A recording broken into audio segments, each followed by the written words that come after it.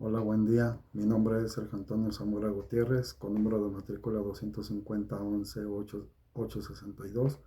Me encuentro cursando la licenciatura en Derecho de esta Universidad Virtual del Estado de Guanajuato. El día de hoy comparezco cumpliendo con el reto 5 dentro del módulo denominado Sociedades y Contratos Mercantiles, siendo el nombre de mi asesor educativo el doctor Alfredo Hernández Pérez. Dentro de este reto, llamado Aplicación Práctica de la Norma a los Contratos Mercantiles Internacionales, expondré mi disertación y análisis jurídico respecto a un caso práctico de incumplimiento contractual transfronterizo en el comercio electrónico. A manera de introducción diré que es indispensable que el contrato mercantil internacional constituye la columna vertebral del comercio digital transfronterizo en la era de la globalización.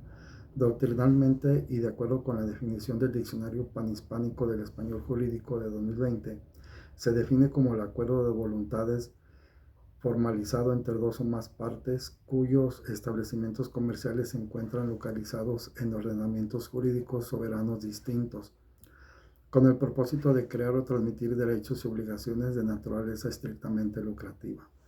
Los elementos esenciales de este acto jurídico descansan en el consentimiento, el cual se perfecciona mediante el uso de mensajes de datos y tecnologías de firma electrónica avanzada, y en un objeto lícito, física y jurídicamente posible, que implica la libre circulación transfronteriza de mercancías, con base en los estudios de contratos electrónicos de la doctora Luciana Scotti de 2012. Para efectos del presente análisis nos constriñemos a examinar el caso práctico donde el hospital denominado Caminemos Juntos, con sede en España, con sede legal en España, celebró un contrato de adquisición de bienes con el laboratorio Collins and Phillips, ubicado geográficamente en Nueva Zelanda.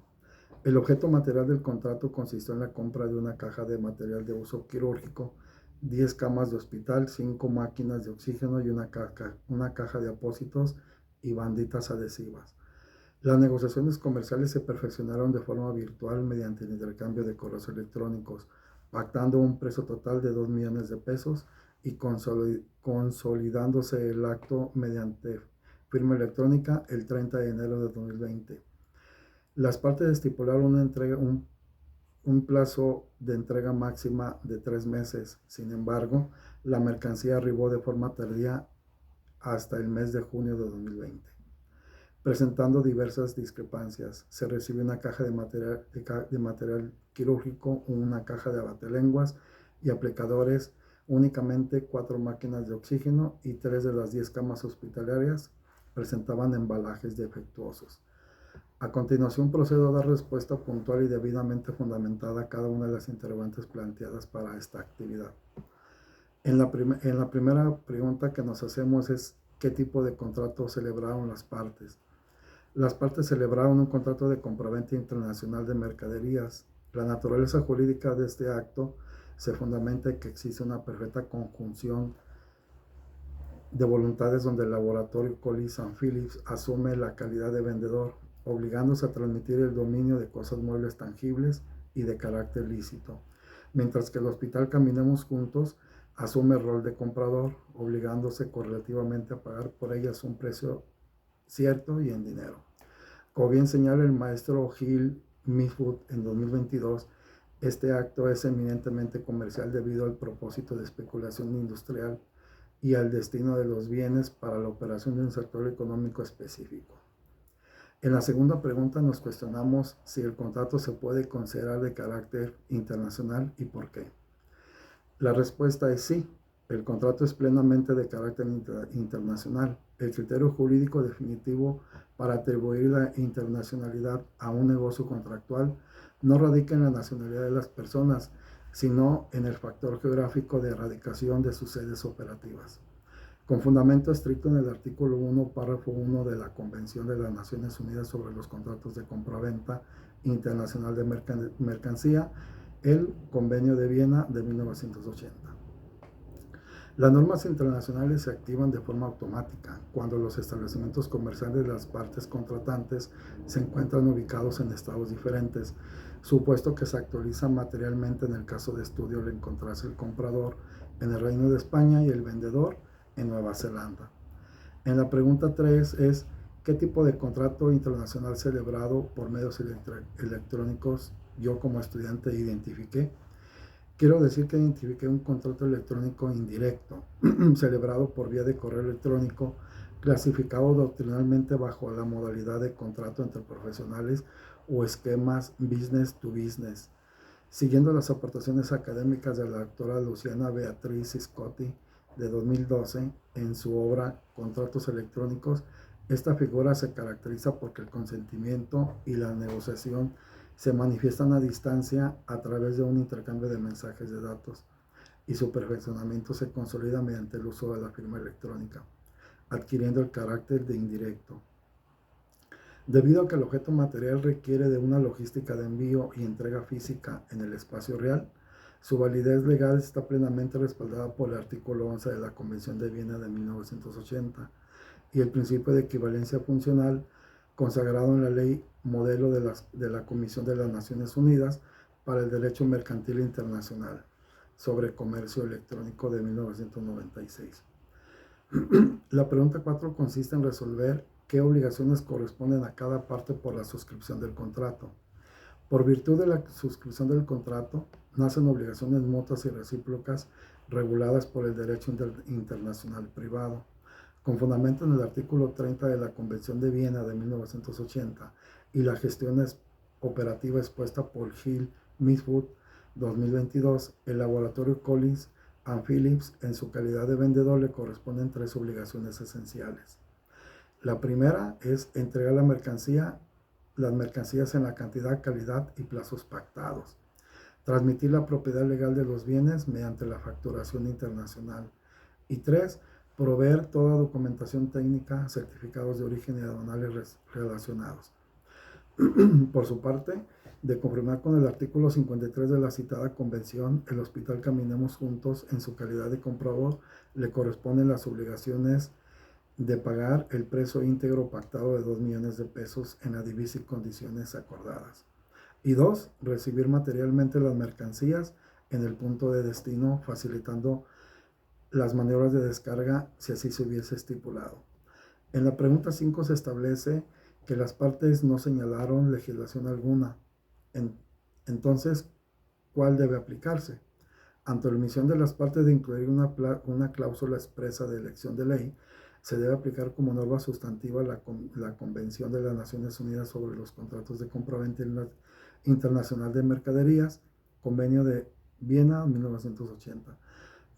Aplicando la técnica de contraargumentación y la revisión minuciosa de los tratados, es vital señalar que Nueva Zelanda ratificó la convención introduciendo una reserva bajo el artículo 95, manifestando que no se vincularía por la fracción 1, inciso B del artículo 1.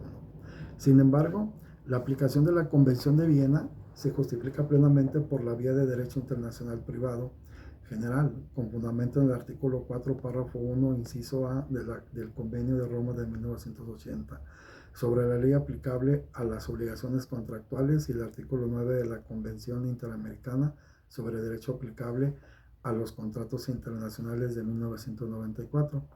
Ante la falta de elección, los contratos se rigen por la ley del Estado con el cual se presenten los vínculos más estrechos, dado que la prestación característica del contrato es la entrega de la mercancía y el vendedor se ubica en Nueva Zelanda, sus leyes nacionales remiten de forma directa a la Convención de Viena como su derecho codificado vigente, regulando el fondo de la controversia transfronteriza. Considerando que la recepción de la mercancía no fue acorde a lo que se celebró en el contrato, ¿qué opción creen ustedes que tenga el hospital frente al contrato?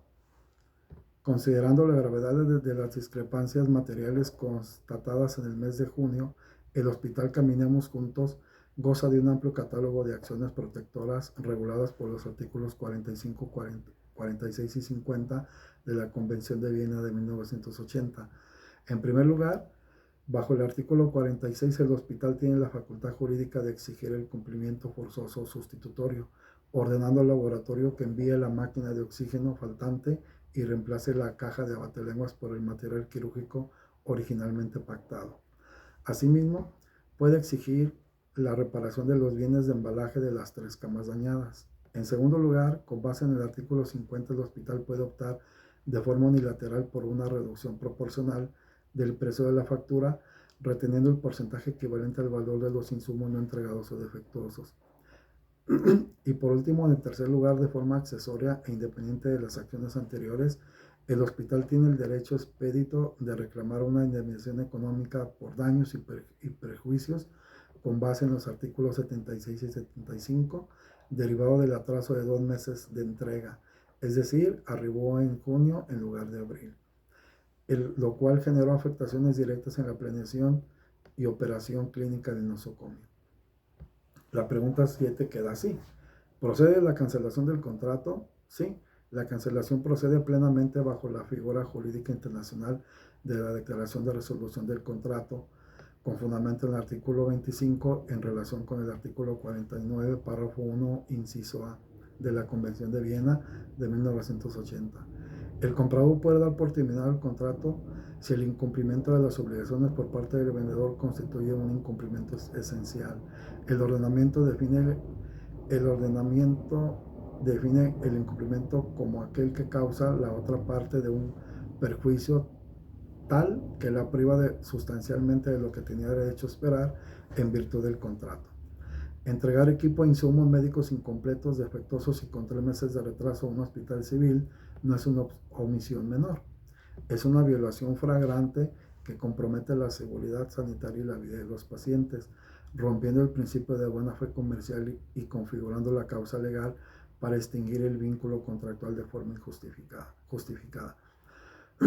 Conclusión y diseño de cláusulas preventivas. A manera de conclusión para esta ponencia, queda en evidencia que las lagunas contractuales con el comercio transfronterizo exponen a las organizaciones a severos riesgos patrimoniales y operativos. Para prevenir futuros conflictos entre el Hospital Caminemos Juntos y el Laboratorio Collie-San Phillips, considero indispensable incorporar en sus futuros instrumentos las siguientes 3 cláusulas preventivas. Primera, cláusula de legislación aplicable y jurisdicción, es decir, cláusula de elección de foro. Las partes deben estipular expresamente que ante cualquier controversia interpretativa o de incumplimiento, el contrato se regirá de forma exclusiva por las leyes sustantivas de un Estado neutral o por los principios del Instituto Internacional para la Unificación de Derecho Privado o su acrónimo UNIDROIT, sobre los contratos comerciales internacionales, sometiendo expresamente a la jurisdicción de la Corte de Arbitraje de la Cámara de Comercio Internacional con sede en París, renunciando a las leyes de sus propios domicilios. La segunda, cláusula de términos comerciales internacionales, es decir, cláusula Incoterms 2020, se debe pactar formalmente la sujeción a un Incoterm específico de la Cámara de Comercio Internacional. Para este tipo de mercancías hospitalarias se sugiere el término CIP, Carriage and Insurance Paid to, que significa transporte y seguros pagados a, o DDP, Delivery Duty Paid, entrega con impuestos pagados, obligando contractualmente al laboratorio a asumir los costes del transporte, los trámites aduanales de exportación y la contratación obligatoria de un seguro de transporte de alta cobertura para responder de inmediato por los daños de embalaje detectados en el traslado. La tercera cláusula sería cláusula penal y de garantía de calidad. Se debe insertar una cláusula de penas convencionales que determine una sanción económica equivalente al 1% del valor total del contrato por cada día de retraso en la entrega de los insumos médicos tras el vencimiento del plazo de 3 meses. Asimismo, se debe fijar un procedimiento estricto de inspección física de mercancías dentro de los primeros 10 días de recepción, obligando así al proveedor a reponer de forma inmediata y a su costa cualquier insumo defectuoso o no coincidente con la orden de compra. Con la propuesta de estas herramientas de blindaje legal doy por concluida mi exposición de reto 5, agradeciendo profundamente la atención de mi asesor educativo y de la comunidad académica de la Universidad Virtual de Guanajuato. Muchas gracias.